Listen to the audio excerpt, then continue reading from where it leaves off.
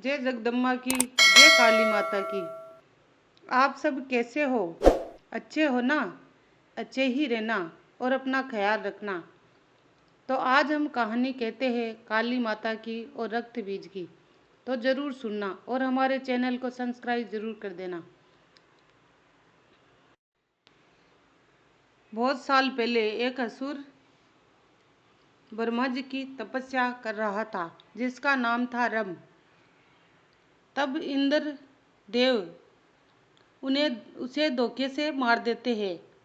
तब वो दूसरा जन्म लेता है और उस जन्म में भी वो असुर ही पैदा होता है। उसका नाम होता है रक्त बीज। और वो फिर से तपस्या करता है ब्रह्मा जी की। वो कठोर तपस्या करता है कई हजारों साल तक। तब ब्रह्मा जी प्रकट होते हैं और प्रसन्न होते हैं और बोलते हैं, पुत्र मांगो, क्या मांगना है। तब वो असुर कहता है कि ऐसा वरदान दो कि कोई अगर मुझे पृथ्वी पर या स्वर्गलोक में कोई भी मुझे मारना चाहे तो ना मार सके, और मेरे रक्त की बूंदों से जितनी बूंदे गिरे उनसे मेरे जैसे ही रक्त बीज पैदा हो, और जितने बूंदे गिरे उससे बलशाली मेरे तरह ही असुर पैदा हो। तब ब्रह्मा जी तथास्तु कहकर चले जाते हैं। तब रक्त बीज ने ऐसा वरदान पाया तो वो हंसने लगा और अपना एक अलग ही रूप प्रकट कर लिया और खुश हो गया। बलशाली रूप जो शत्रु से पराजित ना हो, ऐसा रूप।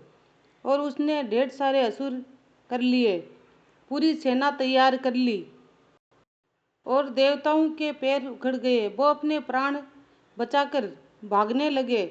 पृथ्वी पर त्राही त्राही होने लगी। उसने अपना आतंक फैला दिया। स्वर्गलोक में भी हाहाकार मच गया और देवता सारे कैलाश पर्वत पर भागे भोलेनाथ के पास। और ब्रह्मा विष्णु महेश सारे संकट में पड़ गए कि अब इसका क्या करें। यह तो बहुत ही बलशाली हो गया। जो इसे मारना चाहता है और उससे रक्त गिरता है, उससे तो और ढेर सारे रक्त बीज पैदा होते हैं। अब इसे कैसा मारा जाए। तब वहाँ सारे देवता आके प्रकट हो जाते हैं कैलाश पर्वत पर और बोलते हैं, हे महादेव, हमें बचा लो। हे महादेव, उस रक्त बीज ने स्वर्ग में बड़ा ही आतंक फैला रखा है और देवियों के प्रति ही उसका बहुत ही दुराचारी है, तो हमें बचाइए। हे महादेव, हम पर कृपा करिए। वो बड़ा ही बलशाली है और हम सब उसके सामने टिक नहीं पा रहे हैं। इसका कोई उपाय निकालिए। तब उसे हम मारना चाहते हैं और उस पर वार करते हैं तो उससे जो रक्त निकलता है उससे ढेर सारे रक्त बीज पैदा हो जाते हैं और वो सब मिलके हम पे वार कर देते हैं। ऐसा है वो रक्त बीज जिसे हराना असंभव है। हम नहीं हरा पाए उसको, इसे हम नहीं हरा सकते। हे प्रभु, इसने हमारा जीना संकट में डाल दिया है। हमारे प्राण बचाइए प्रभु, आप ही कुछ उपाय करिए। और ये सब सुन के पार्वती माँ को क्रोध आ गया और पार्वती माँ ने मन ही मन में ठान लिया कि इसका वध तो मैं ही करूँगी, इसे अब जिंदा नहीं छोड़ूंगी। और पार्वती माता ने मन ही मन उसका वध करने का मन ही मन में संकल्प ले लिया। पार्वती माता कहती है, आप लोग यहाँ से प्रस्थान कीजिए। उस दुष्ट रक्त बीज का संहार मैं करूँगी, मैं लड़ूंगी उससे। और दानव राज असुर रक्त बीज महादेव की नगरी में कैलाश पर्वत पर भी पहुँच गया। और उसने जैसे ही पार्वती को देखा तो उसके पार्वती के सौंदर्य पर, माता पार्वती के सौंदर्य पर वो मोहित हो गया। पार्वती माता ने उसे ऐसे देखते हुए देखा तो पार्वती माता को और भी क्रोध आया और पार्वती माता ने उसे युद्ध के लिए ललकारा। हे दुष्ट दानव, अब तुम्हारे मृत्यु का समय निकट आ गया है और तूने अपनी मृत्यु को स्वयं ही निमंत्रण दे दिया है। अब तुम्हारे पाप का घड़ा भर चुका है। तब रक्त बीज जोर जोर से हंसने लगता है। वो हंसते हुए बोलता है कि मेरे एक रक्त बीज से हजारों, सौ, 100,000, 2,000 और उससे भी ज़्यादा रक्त बीज पैदा हो सकते हैं। मुझे कौन हराएगा? तू हराएगी मुझे? नहीं, इन तीनों लोगों में मुझे कोई नहीं हरा सकता। मेरा मुकाबला कौन कर सकता है? तू करेगी, कर। पार्वती माता कहती है, मैं तेरे हर उस असुर का वध कर दूंगी। आ मुझसे युद्ध कर।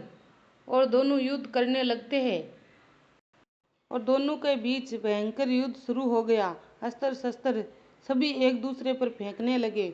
माँ ने उसे घायल कर दिया, लेकिन जैसे ही उसका रक्त नीचे गिरा, उससे कई हजारों रक्त बीज पैदा हो गए और वो सारे ही माँ पर वार करने लगे। फिर ये सब देख के माँ पार्वती का क्रोध बढ़ता ही चला गया और उन्होंने एक ही विकराल रूप धारण कर लिया, जिसे हम माँ काली कहते हैं। उनका बड़ा रूप हो गया, बड़ा शरीर हो गया और काला रंग हो गया। जीभा लंबी हो गई, आंखें लाल हो गई और 3 नेत्र हो गए। इतना भयंकर रूप के देख के असुर और देवता सारे कांपने लगे और ऐसे लगने लगा जैसे स्वर्गलोक में तूफान आ गया। और सारे देवता भी ये रूप देख के भयभीत हो गए और पार्वती ने माता ने ठान लिया कि अब मैं इसके रक्त को नीचे नहीं गिरने दूंगी। और माँ पार्वती एक कालिका का रूप धारण कर लेती है और वो कालिका माता बन जाती है। और उनका ऐसा कालिका माता का रूप देख के रक्त बीज भयभीत हो जाता है और भय के कारण वो दौड़ने लग जाता है। उनका ऐसा रूप देखकर और भयानक रूप से कई रक्त बीज जल के भस्म हो जाते हैं। उनके गले में मुंड की माला थी और हाथों में खंडर, हाथ में तेज खड़प के साथ वो काल से भी भयंकर दिखाई दे रही थी। हे दुष्ट रक्त बीज, अब तुम्हें दुनिया की कोई शक्ति नहीं बचा पाएगी, क्योंकि शक्ति खुद तुम्हारे सामने खड़ी है और तुम्हारे पाप का घड़ा भर चुका है। तब रक्त बीज कहता है, मुझे मारना बड़ा मुश्किल है, चाहो तो कोशिश करके देख लो। माँ काली ने उसका सर काट